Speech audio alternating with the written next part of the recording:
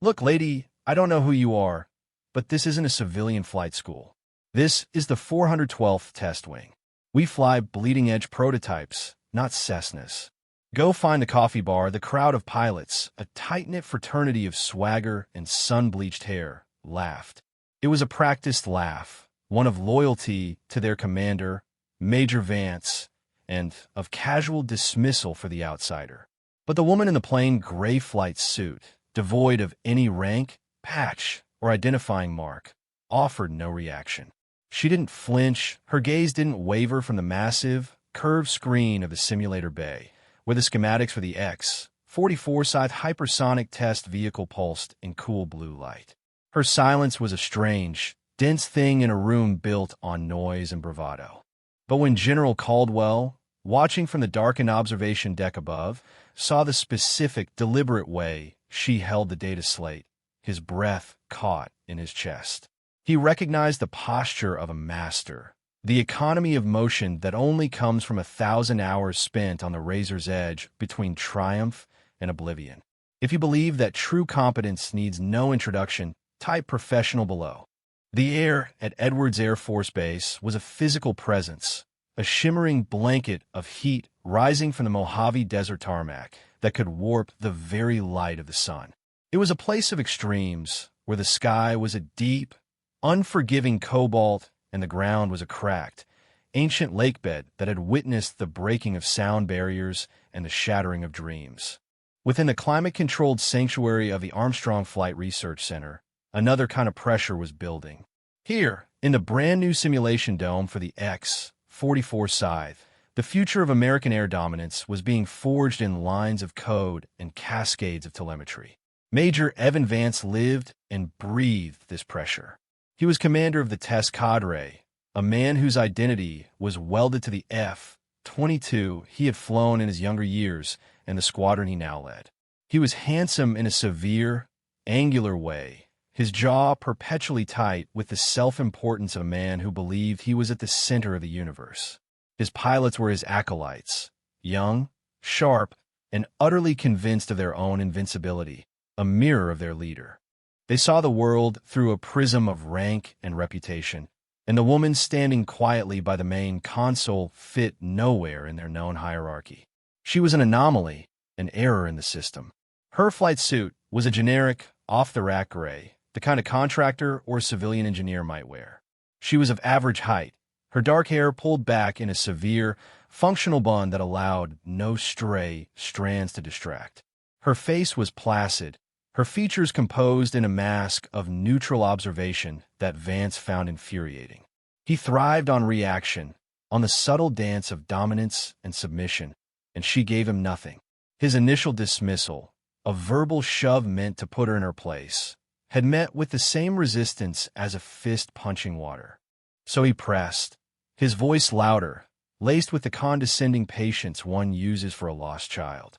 Seriously, Mom, this is a classified area. The VIP tour was yesterday.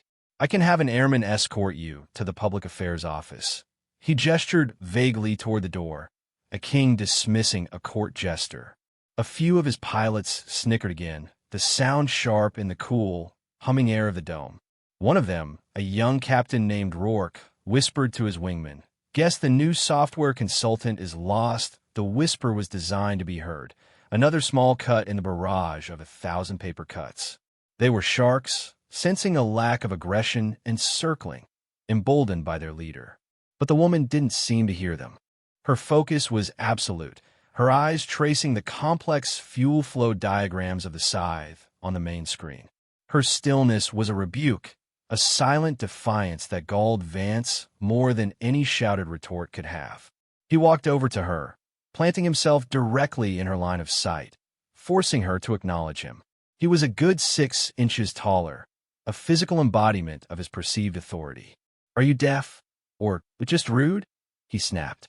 She finally turned her head, her gaze lifting from the screen to meet his. Her eyes were a dark, unreadable brown, and for a fleeting moment, Vance felt a strange, unnerving sensation, as if he were the one being evaluated. The feeling was so alien he dismissed it instantly. "I am neither, Major," she said. Her voice was low, devoid of inflection or emotion. It was simply a statement of fact. She then turned her attention back to the screen, a final, quiet dismissal. The audacity of it stunned Vance into a moment of silence. The pilots behind him shifted uncomfortably.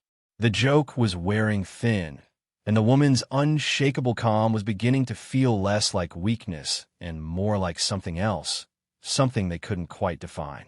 An old master sergeant, a grizzled crew chief named Gunny who had been at Edwards since the days of the State Route 71, watched the exchange from the corner of the room. He didn't laugh with the pilots. He watched the woman's hands, the way her fingers rested on the edge of the data slate. He'd seen hands like that before, on bomb disposal techs, on surgeons in field hospitals, on the pilots who flew the blackest of black projects, the ones whose names were never spoken. They were hands that didn't fidget, that didn't waste an ounce of energy. They were the hands of a quiet professional. Vance, recovering his composure, decided to escalate. His ego, bruised by her indifference, demanded satisfaction. He would break her, humiliate her so thoroughly that his men would talk about it for weeks. He would reestablish the natural order of his universe. He smiled, a thin, predatory expression. You know what? You're right. My apologies. You're obviously deeply interested in our work here. So please, don't let me interrupt. He stepped back with a flourish of mock courtesy. In fact, we're about to run a diagnostic. Scenario 7 Charlie. A real beast. Maybe you can give us your expert opinion. The trap was set. 7 Charlie was not a diagnostic. It was a crucible. Scenario 7 Charlie was a monster born from the nightmares of aerospace engineers. It was the program's Kobayashi Maru, an unwinnable simulation designed to test the absolute failure points of both the X-44 Scythe and its pilot. The scenario posited a catastrophic cascade failure at the edge of space, cruising at Mach 5. It began with an uncontained engine flameout, followed instantly by a hydraulic systems collapse, which in turn caused the flight control surfaces to delaminate under the extreme aerodynamic pressure. The final insult was a complete avionics failure, plunging the virtual cockpit into a screaming vortex of alarms and dead screens. No one had ever survived it. The most experienced test pilots, including Major Vance himself, had lasted an average of 12 seconds before the simulation registered a total loss of the aircraft, a silent, final crash message appearing on the main screen. It was a lesson in humility, a digital ghost designed to remind these masters of the sky that they were in fact mortal. Vance's invitation for the quiet woman to observe was thick with a malicious glee. He gestured toward the pilot's chair inside the massive, spherical simulator. Captain Rourke was about to give it a run. But please, the best seat in the house is right there. He pointed to the co-pilot station, a non-functional observer seat. You can watch the fireworks up close. He wanted her trapped inside the dome when the failure cascade hit, to see the panic, the futility. He wanted to watch her composure finally shatter. The woman looked from the empty pilot's chair to Vance, her expression as unreadable as ever. Her eyes held his for a long beat. "No, thank you," she said, her voice still unervingly calm. Then she did something that sent a ripple of shock through the room. She walked past the co-pilot station and placed her data slate on the side console. With smooth, economical movements, she began to strap herself into the pilot's seat. The pilot stared dumbfounded. Vance's jaw literally dropped. This was a flagrant breach of protocol. No one touched the primary controls of a Grade A simulator without explicit authorization and a full pre-flight briefing. He found his voice sputtering. "What the hell do you think you're doing? That is a restricted piece of military hardware. Get out of that chair. That's an order." The woman ignored him. Her hands moved with a swift, practiced certainty that was mesmerizing to watch. She didn't fumble with the complex 5-point harness. She clicked it into place in a single, fluid motion. Her fingers danced across the pre-flight checklist on the side screen, her eyes scanning the instrument panel. She wasn't just sitting in the chair. She was merging with the machine.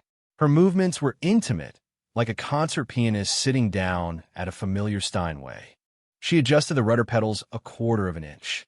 She flexed her fingers around the side-stick controller, a piece of technology so advanced it responded to pressure, not movement. Vance, his face turning a dangerous shade of crimson, was about to physically haul her out of the seat when a voice, calm and authoritative, echoed from the room's speakers. "Let her proceed, Major." It was the simulator operator, a civilian contractor in the control booth, his voice tinged with a strange mix of awe and fear. She's entered a Level 1 command override. Alpha 0 Alpha clearance. I'm locked out. A stunned silence fell over the room. Alpha 0 Alpha was a ghost code, a mythical level of clearance whispered about in the dark corners of the base. It was rumored to be reserved for the program director, a shadowy figure no one had ever met. Vance stared, his mind refusing to process what was happening. Before he could form a coherent protest, the woman's voice, now slightly tinny through the simulator's comms, came through the speakers. "Initiate scenario 7 Charlie." It wasn't a request. It was a command. The operator, without hesitation, complied. The massive dome doors slid shut with a pneumatic hiss, sealing her inside. The panoramic screens flickered to life, showing the deep black of near space and the gentle curve of the earth below. On the main monitor in the control room, they could see her face projected from an internal camera. It was serene. Her heart rate, displayed in the corner of the telemetry feed, read a placid 62 beats per minute. Vance stood frozen, a storm of fury and confusion raging within him. He was no longer in control. This quiet, unassuming woman had hijacked his simulator, his squadron, his entire reality, and he had no idea who she was or what was about to happen. He could only watch, a prisoner in his own domain, as the countdown timer for the most brutal simulation ever devised ticked toward zero. The simulation began with deceptive beauty. The X-44 Scythe, a digital ghost of carbon composites and exotic alloys, sliced through the stratosphere, its virtual skin glowing with the heat of hypersonic flight. The Earth was a silent, blue and white marble below. In the control room, Major Vance watched the monitors, his arms crossed tightly, a smug, vindictive smirk returning to his face. He was waiting for the chaos, for the inevitable moment of failure that would expose this woman as a fraud. He gave it 10 seconds, maybe 15 if she was lucky. The telemetry on the main screen was green across the board. Airspeed, Mach 51. Altitude, 250,000 feet. All systems nominal. Then it happened. A single, jarring shudder. On the screen, a plume of digital fire erupted from the port engine nacelle. A cacophony of alarms, a symphony of disaster, screamed through the control room speakers. Engine flameout. Port engine core temp critical. Vance leaned forward, his smirk widening. This was it. The first domino. The pilot's view inside the dome would be a dizzying lurch as the asymmetrical thrust threw the craft into a violent, unrecoverable flat spin. Red warning lights flashed across the telemetry display. Hydraulic pressure 0. Flight control bus failure. The artificial horizon on the HUD began to cartwheel. The G-force indicator spiked, simulating the brutal forces that would be tearing the real aircraft apart. Vance's pilots murmured amongst themselves. "She's gone, no way to recover from that." Spun out in 6 seconds. New record. Vance glanced at the biometric feed in the corner of the screen, anticipating the spike of panic. He expected her heart rate to jump to 150, 180, the frantic, terrified rhythm of a person about to die. But it hadn't moved. It still reads 62 beats per minute. It might as well have been a screensaver. He stared, confused. Was the sensor malfunctioning? On the camera feed, the woman's face was a mask of pure, unadulterated calm. Her eyes weren't wide with fear. They were narrowed in concentration, scanning her dead instruments with an analytical coolness that was profoundly inhuman. Her hands, which should have been fighting the controls, were moving with a slow, deliberate grace. She wasn't trying to recover the spin. She wasn't fighting the aircraft. The room fell silent. What she was doing made no sense. Instead of trying to power up or use the remaining control surfaces, she was systematically powering things down. With a series of precise taps on the touchscreen interface, she killed the emergency power bus. She manually disengaged the magnetic actuators for the canards. She was, by all appearances, actively helping the aircraft tear itself apart. "What is she doing?" Rourke whispered, his voice full of disbelief. "It's like she's just giving up." Vance didn't answer. He was mesmerized by the data stream. Her inputs were not random. They were a sequence, a code. She was entering commands he had never seen before, overriding safety lockouts that were hard-coded into the simulator's operating system. Then came the masterstroke. In the middle of the violent, uncontrolled spin, with the virtual ground rushing up at an impossible speed, she did something that defied all known principles of aerodynamics and flight control. She deployed the landing gear. A collective gasp went through the control room. It was suicide. At hypersonic speeds, the gear would be ripped from the fuselage in a nanosecond, destabilizing the craft beyond any hope of salvation. But the gear didn't rip away, because she had timed it perfectly. At the exact moment the spinning aircraft presented its broad, flat underside to the direction of travel, the gear doors opened. It was like throwing a massive, flat plate into a hurricane. The sudden, immense drag acted as a colossal air brake, killing the spin with a jolt so violent it should have snapped the fuselage in two. The G-meter on the screen flashed red, indicating a force that would have turned a human pilot to paste. But her heart rate, 63 beats per minute. The spin was gone. The X-44 was now falling like a stone, a dead stick, an unpowered glider shaped like a brick. But it was stable. She had traded a death spiral for a death plummet. She had bought herself time. Seconds. And seconds, at the edge of space, were an eternity. The control room was utterly silent now. The only sound the faint hum of the servers and the distant, tinny wail of the simulator's proximity alarm. Every pilot, every engineer, every ounce of ego and arrogance had been sucked out of the room, replaced by a profound and humbling awe. They were no longer watching a lost civilian. They were witnessing a miracle. The silence that had fallen over the control room was heavier than any sound. It was a dense, weighted blanket of pure disbelief. The pilots, men who had built their lives on the predictable physics of flight, stared at the main screen as if it were a religious artifact. The X-44, which just moments ago had been a spinning coffin, was now a surprisingly stable glider, descending through the upper atmosphere at a terrifying yet controlled velocity. On the monitor, the woman's hands moved again, a blur of focused efficiency. The cockpit was dark, all primary systems dead. She was flying by instinct and a deep, innate understanding of the machine's soul. She used the emergency manual release for the control surface actuators, tapping them in short, precise bursts, like a drummer playing a complex rhythm.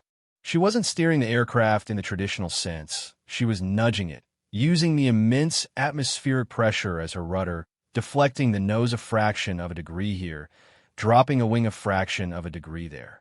It was a technique no one had ever seen, a concept that had never been taught because it was considered physically impossible. It was like surfing a tidal wave on a toothpick. "She's using differential drag from the damaged fuselage," one of the senior engineers whispered, his voice trembling with the thrill of discovery. "And the gear? My God, the gear wasn't just a brake. She's using the turbulence off the gear struts to create a micro-cushion of air, to give her a sliver of pitch authority." He sounded like a man who had just seen the face of God. Major Vance stood as if rooted to the floor, his face pale, his mask of arrogance completely gone, replaced by a raw, slack-jawed astonishment.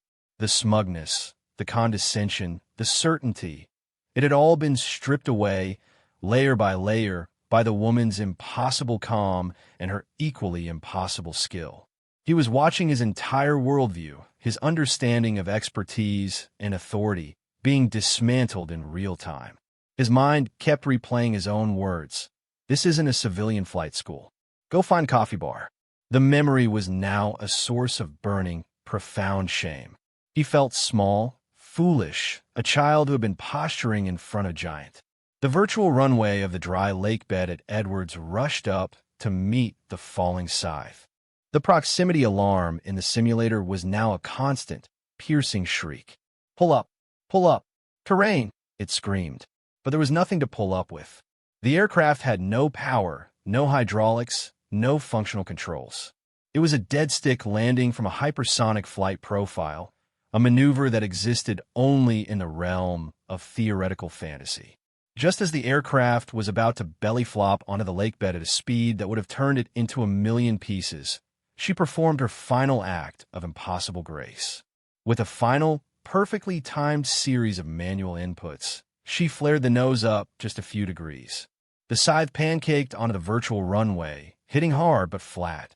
It skidded for thousands of feet, a cloud of digital dust billowing behind it, the metal-on-metal screech filling the control room. Finally, it slid to a halt, battered but intact, right on the center line of the runway. A message appeared on the main screen, simple and stark, in calm green letters. Aircraft secure. Mission complete. For a full 10 seconds, nobody moved. Nobody breathed. The only sound was the frantic beeping of the telemetry feed as the simulator's computer tried to make sense of the data it had just recorded.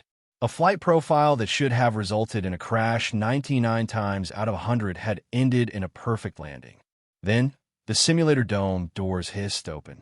The woman emerged, blinking in the relatively bright light of the control room. She unclipped her helmet, her expression exactly the same as it had been when she went in. Placid, calm, neutral. She walked over to the console, picked up her data slate, and looked at Major Vance. He flinched, bracing for the verbal evisceration he so richly deserved. He expected scorn, a triumphant "I told you so," a public dressing down that would end his career. But she said nothing of the sort. She simply looked at him, her dark eyes holding no malice, only a quiet, analytical focus. "The simulation has a flaw," she said, her voice a soft monotone. "The hydraulic failure cascade model is off by 47%. It assumes a linear pressure drop. It should be exponential. It makes the recovery more difficult than it would be in the real world. You should have your engineers correct the code." She tapped a few commands in her data slate, and the relevant lines of code appeared on the main screen, a section highlighted in red. She had not only flown the impossible scenario, she had been debugging it in real time. She turned to leave, her part in the drama seemingly over. Vance finally found his voice, a choked, disbelieving whisper. That's not possible." A heavy, authoritative tread on the metal staircase, descending from the observation deck, cut through the stunned atmosphere of the control room. Every head turned. General Caldwell, a man whose legend was woven into the very fabric of the Air Force, descended into their midst. He was tall and lean, his face a roadmap of his years, etched with the stress of command and the wisdom of experience. He had commanded F-15s over Iraq, overseen black projects that were still the stuff of rumor, and now he was the 4-star general in charge of Air Force Material Command. His presence alone commanded a level of respect that made Major Vance's manufactured authority seem like a child's game. The pilots, who had been slouched in their chairs, snapped to attention, their spines ramrod straight. Caldwell didn't acknowledge them. He didn't even glance at the bank of monitors displaying the impossible flight data. His eyes were fixed on the quiet woman as she made her way toward the exit. "Colonel," Caldwell's voice was a low baritone, a gravelly sound that carried the weight of decades of command. It wasn't loud, but it silenced every other thought in the room. The word hung in the air, a detonation of rank and status. "Colonel." The pilots exchanged shocked, wide-eyed glances. "A colonel." This unassuming woman, who they had mistaken for a lost civilian, massively outranked their swaggering major. Vance felt the floor drop out from under him. The blood drained from his face, leaving him a ghastly shade of white. "A colonel." He had ordered a full-bird colonel to go find a coffee bar. He had publicly ridiculed her, condescended to her, and then tried to humiliate her. The sheer catastrophic scale of his professional misjudgment washed over him like a physical wave of nausea. The woman, who had been about to step through the door, stopped. She turned, her placid expression finally showing a flicker of something, Not annoyance, but a sort of weary resignation. She gave a slight, almost imperceptible nod to the general. "Sir," she acknowledged. Caldwell walked slowly, deliberately, until he stood in the center of the room.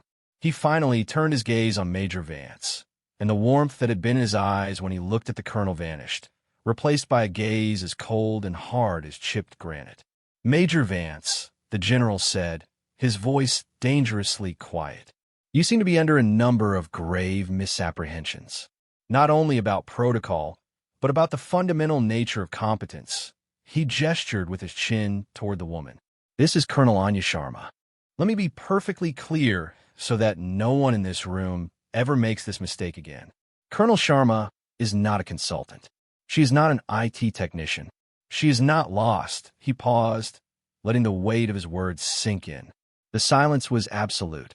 "Colonel Sharma," Caldwell continued, his voice rising slightly, taking on the cadence of a formal citation, "is the director of the Advanced Aerospace Threat Replication and Response Program.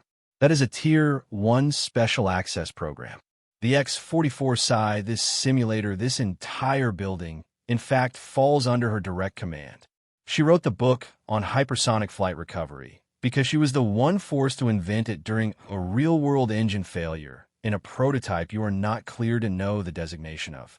An incident over the Indian Ocean from which she and her aircraft returned, when every expert on Earth said it was impossible. The reveal was a series of punishing body blows to Vance and his pilots. Their world, with its neat hierarchies and loud proclamations of skill, had been turned completely upside down. The person they had dismissed was, in fact, the queen of this entire castle. Caldwell wasn't finished.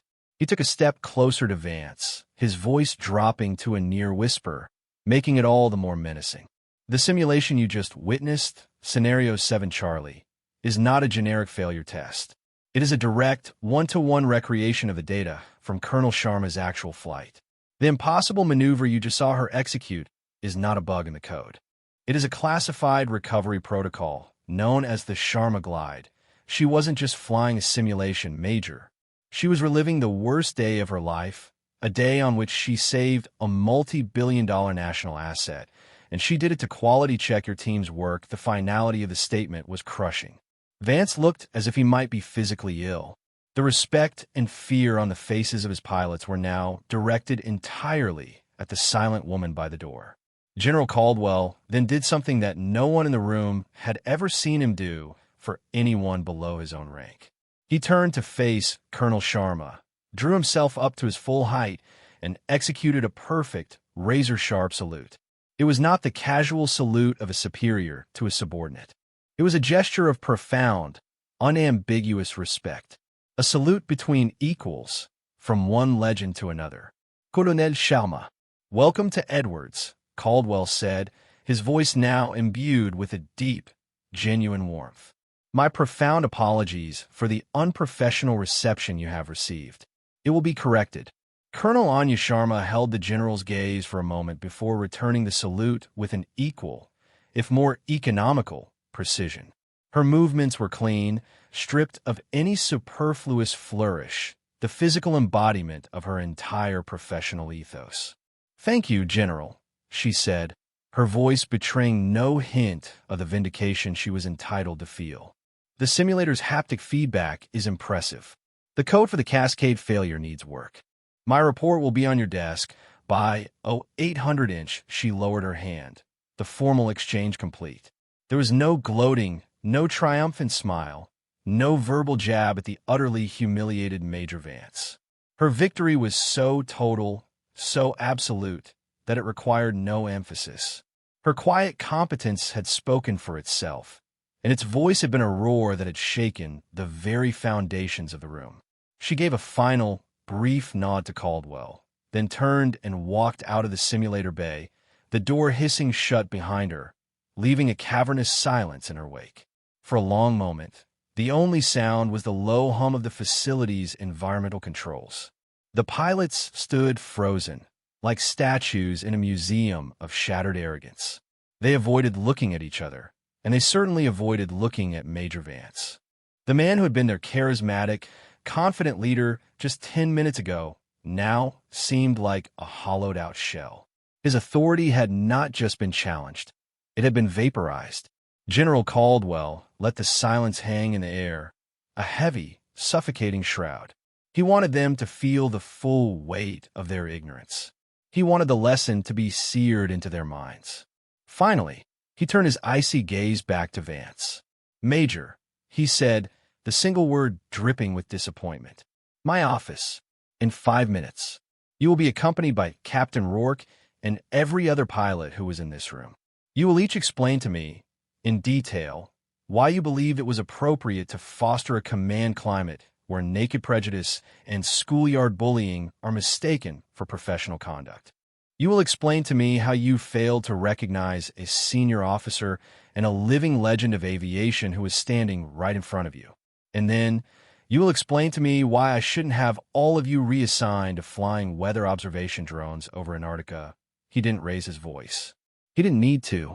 Every word was a hammer blow.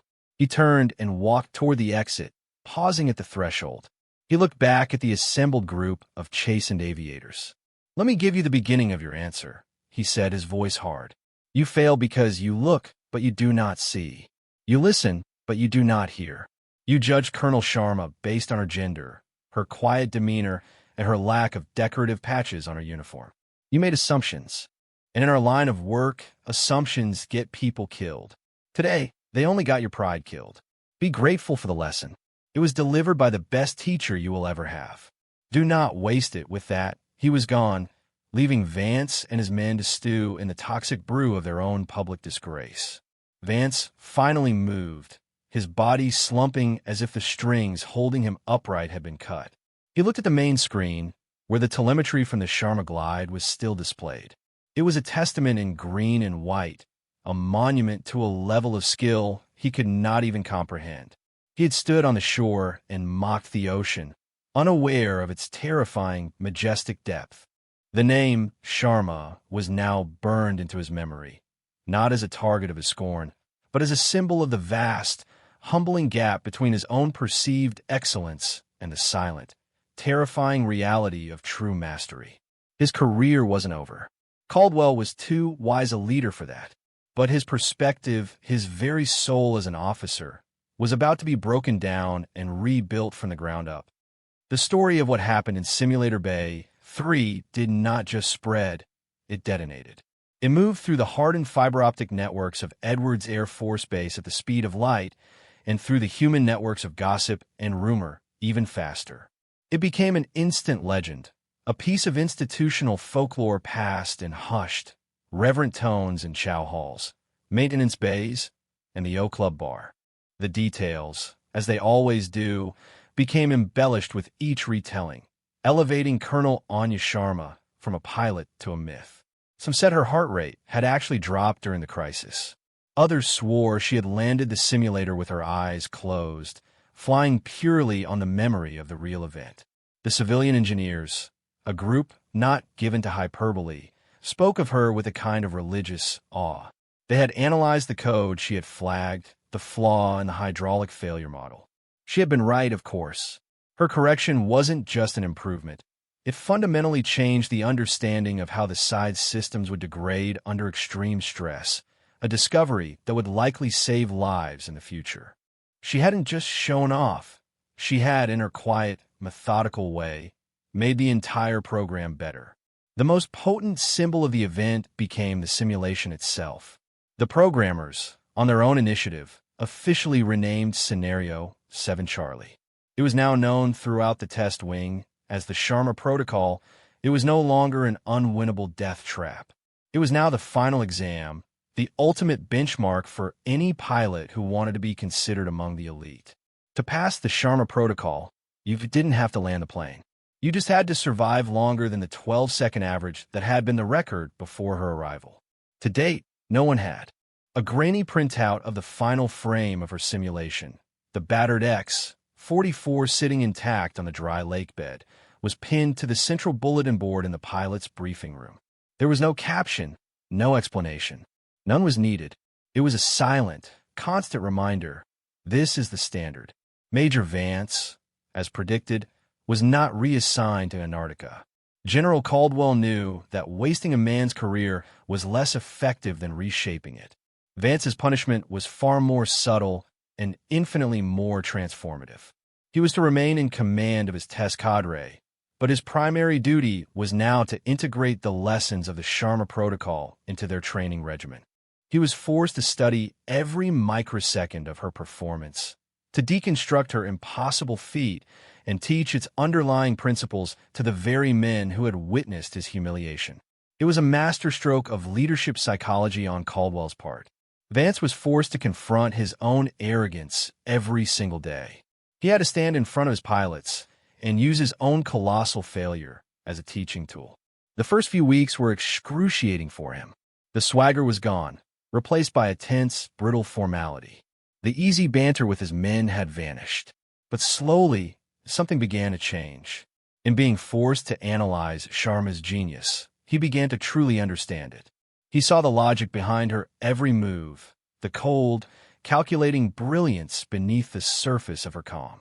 He began to see the world not through the lens of ego and reputation, but through the pure, unforgiving mathematics of flight and failure. He started to see, not just look. He started to listen, not just hear. One afternoon, weeks after the incident, he saw Colonel Sharma in a quiet corner of a hangar, deep in consultation with a pair of propulsion engineers over a detached engine component. She was dressed in the same plain gray flight suit, her focus just as intense. Vance took a deep breath, the kind of man takes before stepping out of an airplane, and walked over. The engineers, seeing him approach, fell silent and stepped back. Sharma looked up, her expression as neutral as ever. Vance stood before her, his posture stiff. "Colonel," he began, his voice formal, stripped of all its former bravado.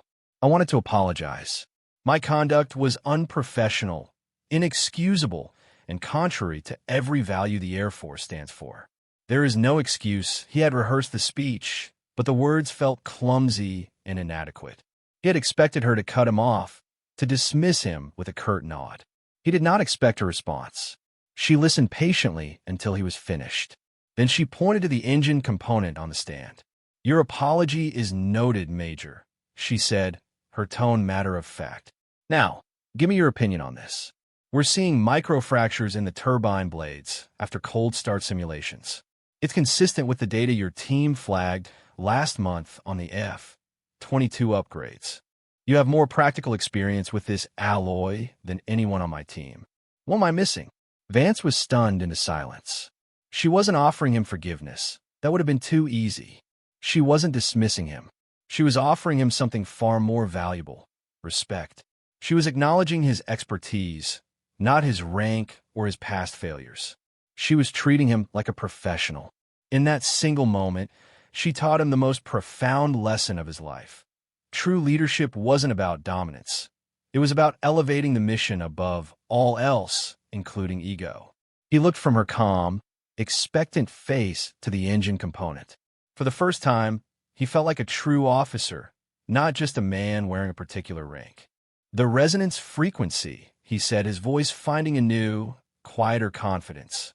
"You're not accounting for the harmonic resonance during the ignition sequence." Sharma listened, a flicker of interest in her eyes. She nodded slowly. "Show me." The legend of Colonel Sharma became a permanent part of the culture at the 412th Test Wing. Her name became a verb. To pull a Sharma meant to remain unnaturally calm in a crisis. A perfect, clean solution to a complex engineering problem was called a Sharma-level fix. Her story was told to every new pilot, every fresh-faced engineer, not as a piece of gossip, but as a core lesson in the Wing's philosophy. The tale was no longer about Major Vance's humiliation. It was about his redemption. It was about how the best leaders are not those who are never wrong, but those who have the humility to learn from their mistakes. The ripple effects of that single day in the simulator bay spread outwards, changing people and procedures in ways no one could have predicted. Major Vance became a different kind of commander. The loud, brittle arrogance was replaced by a quiet, demanding intensity. He pushed his pilots harder than ever, but he also listened to them with a newfound respect. He instituted a new rule in his squadron: The lowest rank speaks first ruled during debriefs, ensuring that the youngest, most inexperienced voices were heard without being intimidated by senior officers. He actively sought out dissenting opinions, understanding now that consensus could be a comfortable path to failure. He mentored Captain Rourke not just on flying, but on leadership, often using his own monumental error as the prime example. The moment you think you're the smartest person in the room, he would tell Rourke, you've already lost. Your job as a leader isn't to have all the answers. It's to create an environment where the right answer can emerge. No matter who it comes from, the Sharma Protocol became the gold standard for simulator training across multiple advanced aircraft programs. Her central insight, that one must understand a system so deeply that they can debug it in the midst of a crisis, revolutionized how pilots were trained to handle emergencies. It was no longer about memorizing checklists. It was about cultivating a deep, intuitive understanding of the machine. The focus shifted from rote procedure to cognitive mastery. Colonel Sharma herself remained an enigma. She was rarely seen. She would appear for a few days to oversee a critical test or consult on a complex problem, her presence announced only by the sudden, intense focus that would descend on whatever project she was observing. She never spoke of the incident in Simulator Bay 3. She never had to. The change in the base's culture was her monument. She deflected all praise, always turning the conversation back to the data, the engineering, the mission. Her legacy was not in the medals she had earned or the accolades she refused to acknowledge. It was in the quiet, steady improvement of the people and the systems around her. She was a catalyst, a force of nature whose passage left everything in her wake stronger, smarter, and more humble. A photograph eventually joined a printout of the X-44 on the briefing room bulletin board. It was an unofficial shot someone had taken weeks later, showing Colonel Sharma and Major Vance standing side by side, heads bent together in intense discussion over technical diagram. There was no hierarchy in the photo, no sense of superior and subordinate. There were only two professionals, united in their focus on solving a problem. To the casual observer, the photo was unremarkable. But to everyone at the 412th, it was a picture of everything they now aspired to be. It was a picture of respect earned, of a lesson learned, and of a legacy of quiet competence that had been passed from one leader to another. It was a picture of the future. 1 year later, a new class of rookie test pilots gathered in the briefing room, their flight suits crisp, their faces a mixture of excitement and nervous energy. They were the best of the best, graduates from the top of their classes, accustomed to praise and success. They listened as their instructor for the day stood before them. It was Major Vance, but he was not the man he had been a year ago. The sharp, arrogant edges had been worn smooth, replaced by a gravitas that felt earned. His voice was calmer, his presence more grounded. He walked them through the day's schedule, his tone serious and direct. He pointed to the bulletin board, at the two images that now hung there side by side, the grainy photo of the landed scythe and the picture of him with Colonel Sharma. Before we begin, Vance said, his voice commanding the full attention of the room, I want to talk about these two pictures. They represent the most important lesson you will ever learn at this command, and it has nothing to do with aerodynamics or engine performance. He paused, his eyes sweeping over the young, confident faces. A year ago, in this very program, I made the single greatest mistake of my career. I encountered an officer whose appearance did not match my preconceived notions of what a leader should look like. She was quiet. She was unassuming. And I, in my ignorance, dismissed her. I was loud, I was arrogant, and I was profoundly, publicly wrong. The rookies shifted, their expressions turning from confidence to curiosity. It was rare for a senior officer to admit to a mistake with such raw honesty. That officer, Vance continued, pointing to the woman in the photo, was Colonel Anya Sharma. And on that day, she taught me that competence is quiet. She taught me that true authority doesn't come from the rank on your collar. It comes from the knowledge in your head and the calm in your heart. She taught me that respect is something you earn through demonstrated excellence, not something you demand through volume. He walked over to the simulator bay door. Today, You will all face the final test of your initial training. It's a simulation called the Sharma Protocol. You will all fail it. That is not the point. The point is to see how you fail. The point is to strip away your ego and force you to confront the limits of your ability. Your true test is not in the simulator. It is how you respond to that failure. It is whether you have the humility to learn from it. He looked at them one last time, his gaze piercing. Assume nothing. Question everything, especially your own certainty. The most dangerous person in a cockpit is the one who thinks they have nothing left to learn. Remember that. Remember Colonel Sharma. With that, he opened the door to the simulators, and a new generation of pilots filed in, their youthful swagger replaced by a new, more thoughtful silence. They were entering not just a machine, but a legacy. The culture of the 412th had been fundamentally rewritten. The ghost of arrogance had been exorcised, replaced by a spirit of humble inquiry and a relentless pursuit of excellence.